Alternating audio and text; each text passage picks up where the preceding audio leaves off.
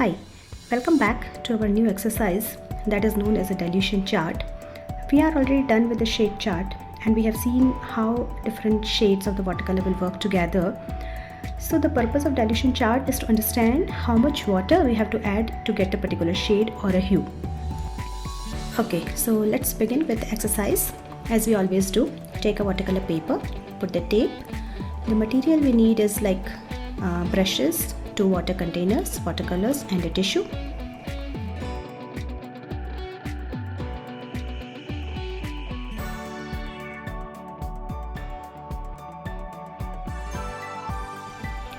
Here I have decided to make a circle instead of a square or a rectangle or a triangle, just to get the more control over the brush.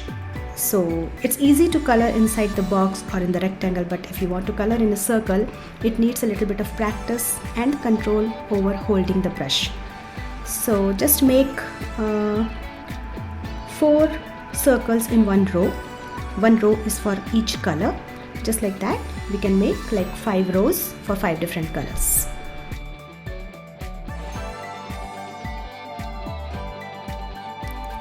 Just to speed up the work, I am using the stencil for the circle. You can make it like freehand drawing or a simple brush strokes. It doesn't make any difference.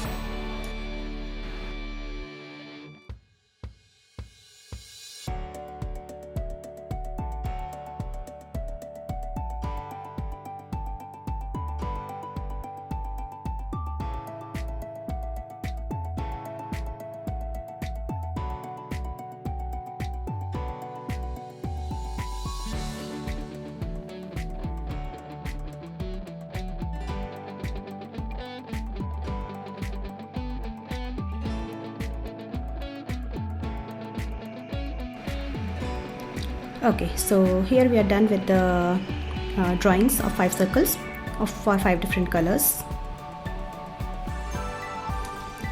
Let's begin with the first color, that's the crimson red. Now the thing which we have to take care is always start your dilution chart with the lightest tone, because it's always easy to go from light to dark, but it's very difficult to come back from dark to light. So take a good amount of water and a very little color pigments, so it will give you a very light tone of that particular color. Like this, we are done with the lightest tone of the crimson red. Of course it's not visible that much, but as this is the lightest tone, so it will be visible on the white paper. Next we'll move to the second value of the crimson red by adding little more pigment to the previous one. So if you see the difference between the first one and the second one, you will feel that the second circle is a bit darker than the first one. The difference is only it's having the more red pigment as compared to the first one. Just like that, we'll keep on adding more pigment to the previous color, and we are getting the darker value of the particular shade. So this is basically the aim of making the dilution chart.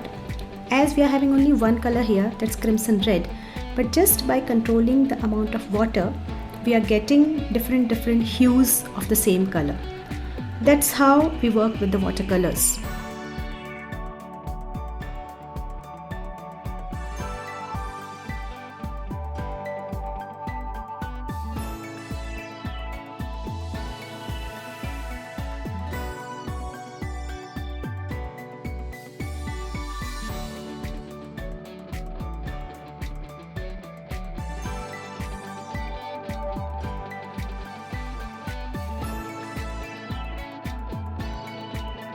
Here we are done with the one color. Same thing, same process we have to follow for other colors too. Let's begin with green this time. Start with the lightest tone and just keep on adding pigments and get the little bit darker value than the previous one.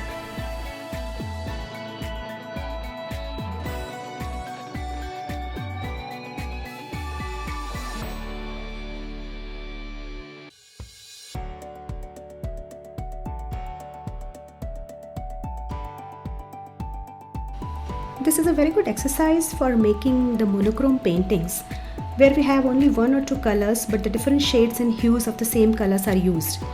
So before coming directly to the painting, it's always good to make a shade chart of the same color. So we will be like getting an idea of how much dark, how much light a color can be. So all the monochromatic paintings are based on basically the dilution if you're talking about the watercolors.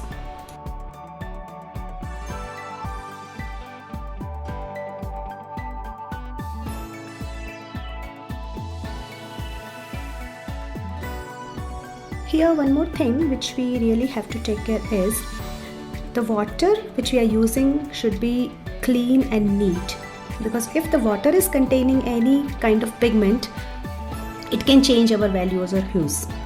So always keep 2 water containers. One will be used for washing the brushes that can have a dirty water, but the other container is carrying a pure clean water which is used to add into the pigment.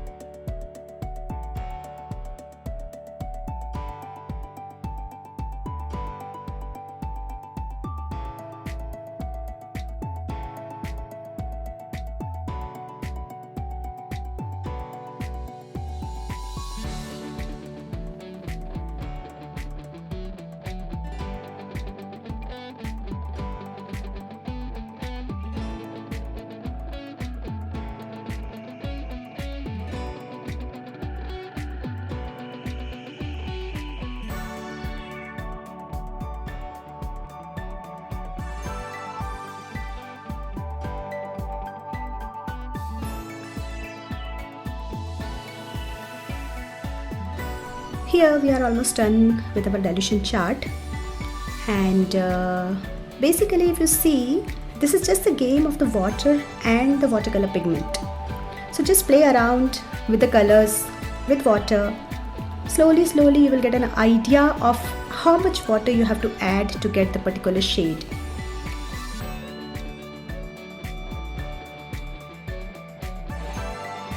Here our dilution chart is ready. So explore more with your creativities and enjoy the work.